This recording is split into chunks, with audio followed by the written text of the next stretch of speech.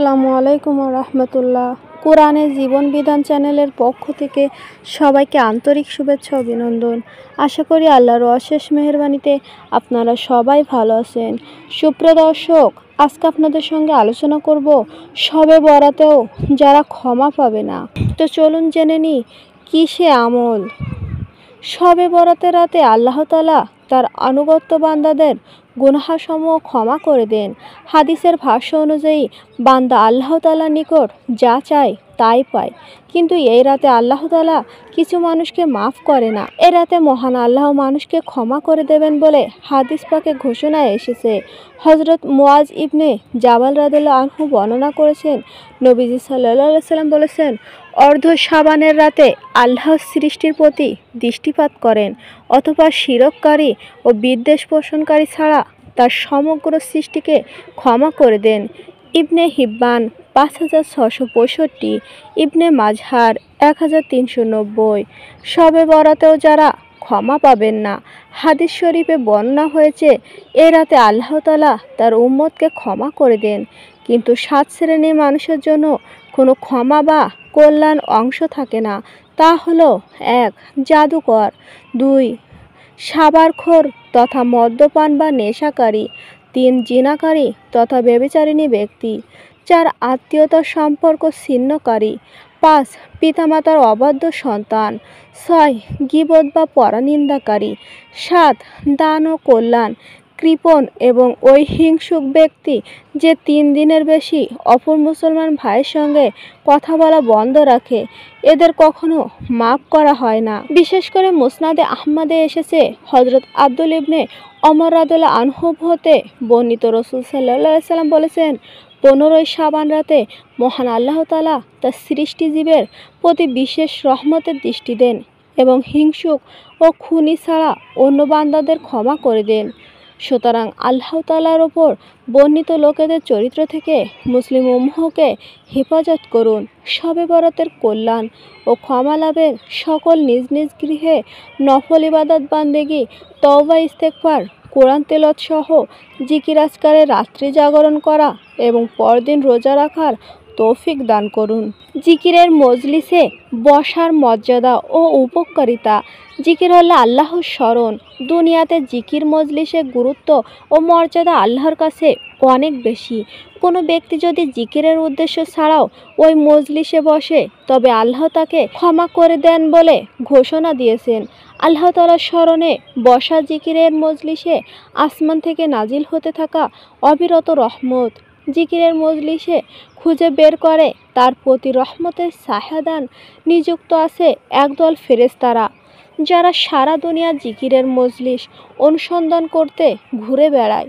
যখন আল্লাহকে স্মরণকারী কোনো মজলিস তার পেয়ে যান, আসমান জমিন পরিধি নিয়ে সেই মজলিসে তারা ঘিরে রাখেন। জিকিরের মজলিস সম্পর্কিত দীর্ঘ এক হাদিসে উঠে আসে এসব বর্ণনায়, যা মুমিন মুসলমানের হৃদয়কে জিকির তথা আল্লাহর স্মরণে বেশি আগ্রহী করে তুলবে। হাদিসের চমৎকার বর্ণনাটি তুলে ধরা হলো। রাসূল সাল্লাল্লাহু আলাইহি ওয়াসাল্লাম বলেন, আল্লাহর একদল ফেরেশতা রয়েছে, যারা আল্লাহর স্মরণে মগ্ন লোকেদের খুঁজে বের করতে সারা দুনিয়া পরিভ্রমণ করে বেড়ান। যখন তারা কোথাও আল্লাহর জিকিরে মগ্ন লোকেদের দেখতে পান, তখন আল্লাহ ফেরেশতাদের পরস্পরকে ডেকে বলেন, তোমরা আপন আপন কাজ করার জন্য এগিয়ে এসো। তখন তারা তাদের ডানাগুলো দিয়ে নিকটবর্তী আকাশ পর্যন্ত সে লোকেদের ঢেকে দেন। তখন তাদের প্রতিপালক তাদেরকে জিজ্ঞাসা করেন, যদিও ফেরেশতাদের চেয়ে তিনি অধিক জানেন, আমার বান্দারা কি বলছে? অথবা ফেরেশতারা বলেন, তারা আপনার পবিত্র বর্ণনা করছে, আপনার শ্রেষ্ঠতা ঘোষণা দিচ্ছে, আপনার গুণাগুণ করছে এবং আপনার মহত্তা প্রকাশ করছে। তখন তিনি আল্লাহ জিজ্ঞাসা করেন, তারা কি আমাকে দেখেছেন? তখন ফেরেশতারা বলেন, হে আমাদের রব, আপনার শপথ, তারা আপনাকে দেখেনি। তিনি বলেন, আচ্ছা, যদি তারা আমাকে দেখতো তাহলে কি করত?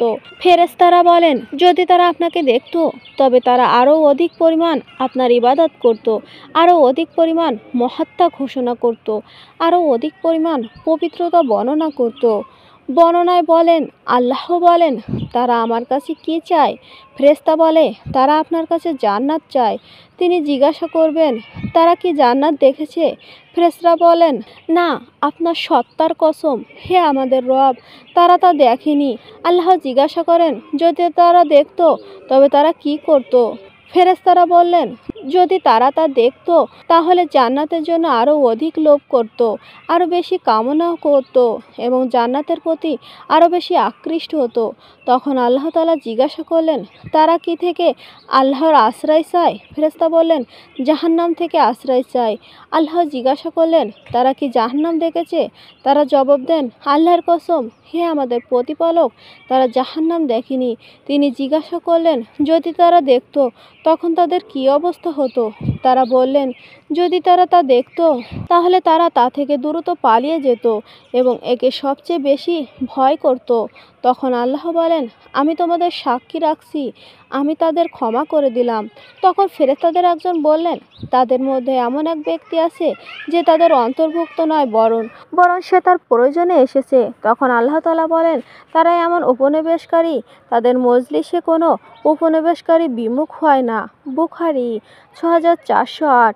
উল্লেখিত হাদিসটিতে জিকিরকারী ও জিকিরের মজলিসে ফজিলত ও মর্যাদা তুলে ধরা হলো। হাদিসে আরও উল্লেখ করা হয়েছে, যারা জিকিরের উদ্দেশ্য ছাড়া কোনো প্রয়োজনে এসে ওই মজলিসে উপস্থিত হয় তাদের জন্য ক্ষমা অবধারিত।